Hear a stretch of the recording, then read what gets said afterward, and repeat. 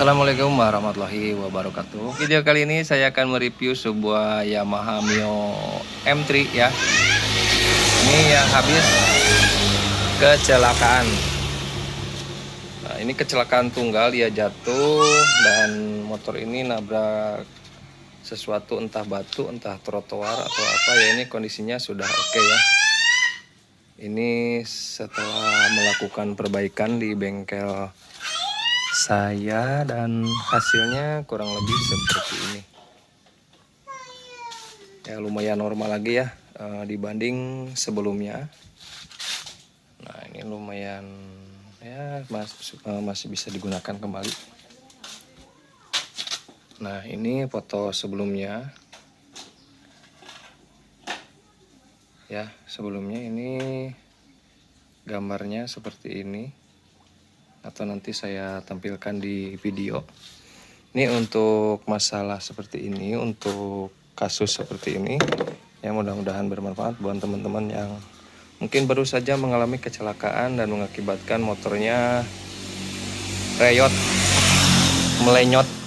Nah, apa saja yang rusak? Nah, di sini saya akan memberikan sedikit gambaran ya, apa saja yang akan diganti atau apa saja yang harus diperbaiki di motor yang habis melakukan kecelakaan. Dan ini saya fokus di bagian rangka dan shock depan ya. Ini di luar dari bodi. Untuk bodi saya tidak perhitungkan karena kebetulan motor ini untuk bodi nggak kena. Jadi yang kena itu di bagian rangka sama shock depan. Ya, untuk kendaraan ini ya, teman-teman bisa lihat untuk di bagian rangkanya dia kena di bagian sininya ya. Nah, kena di bagian rangkanya. Nah, untuk ngepres rangka tuh biasanya di daerah saya tuh biayanya 150.000 ya. Nah, untuk rangka sudah lurus kembali dan setelah rangka otomatis di bagian asok ya. Nah ini yang kena itu di bagian ini, di bagian asoknya sama di bagian segitiga. Untuk segitiga hampir keseluruhan bisa dipres, namun untuk bagian asok kadang kalau sudah parah itu, kalau diluruskan itu dia hasilnya tidak bulat. Biasanya kadang jadi gepeng atau kadang jadi seret di bagian bottomnya. Nah itu sebaiknya teman-teman ganti saja di bagian asnya agar hasilnya maksimal. Karena kalau untuk dipres itu kalau nggak terlalu parah mungkin bisa, tapi kalau sudah parah sebaiknya asnya diganti saja. Nah kebetulan di motor ini tidak hanya as ya, jadi yang kena itu di bagian bottomnya juga. Jadi kebetulan untuk asnya saya ganti, dan setelah saya ganti ternyata si bagian asnya itu nggak mau pol ke bagian bawah, dia itu macet. Nah itu kalau seperti itu sebaiknya teman-teman ganti bagian as dan bagian bottomnya satu set. Nah kebetulan untuk motor ini berhubung yang punya dananya minim, jadi saya perbaiki saja sedikit dipres agar tidak terlalu bengkung. Dan cara mensiasati agar asoknya tidak macet, di bagian ujung dari soknya saya gurinda, saya tipiskan. Yang penting karena yang bengkungnya itu di bawah, yang penting si asnya itu nggak macet waktu soknya turun ke bawah. Nah biar bisa naik lagi. Tapi sebaiknya teman-teman kalau kasusnya seperti ini diganti saja. Nah ini versi nggak punya modal ya, versi modal minim ya, seperti itu diakal-akalin. Nah lalu bagian yang lain yang akan rusak itu biasanya di bagian pelek. Nah ini kebetulan peleknya juga kena, dia itu ngereol. Nah jadi ngereol di sini si bagian rodanya itu goyang. Nah ini sudah saya press juga dan ini masih bisa digunakan ya, masih tadinya parah, sekarang udah normal kembali. Nah untuk ngepres pelek itu rata-rata biayanya sekitar 70-80.000 rupiah untuk ngepres pelek.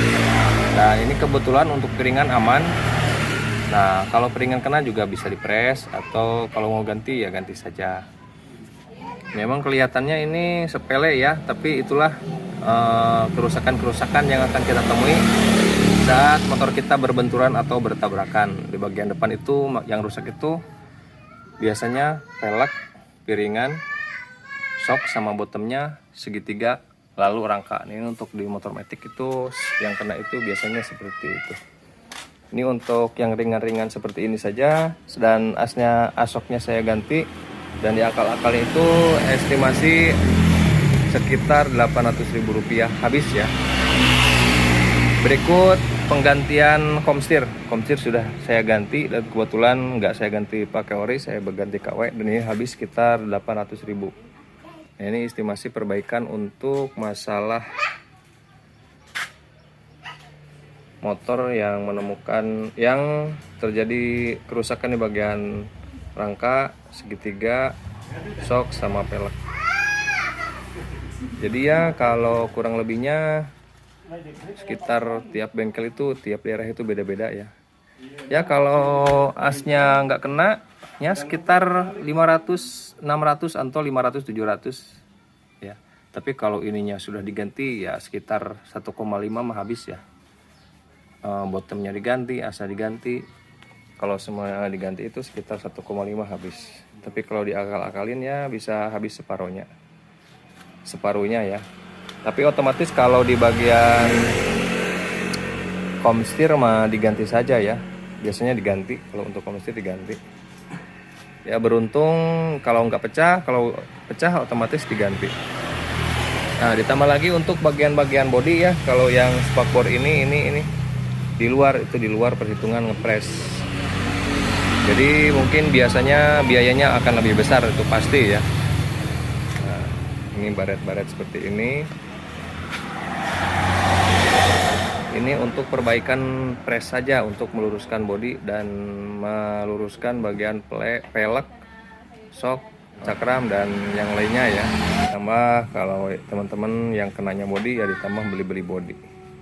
Ya mungkin 1,5 habis ya kalau untuk diperbaiki, kecuali untuk diganti semua seperti bottomnya diganti, segitiganya diganti, itu akan lebih bengkak lagi, bisa hampir mungkin 2 juta habis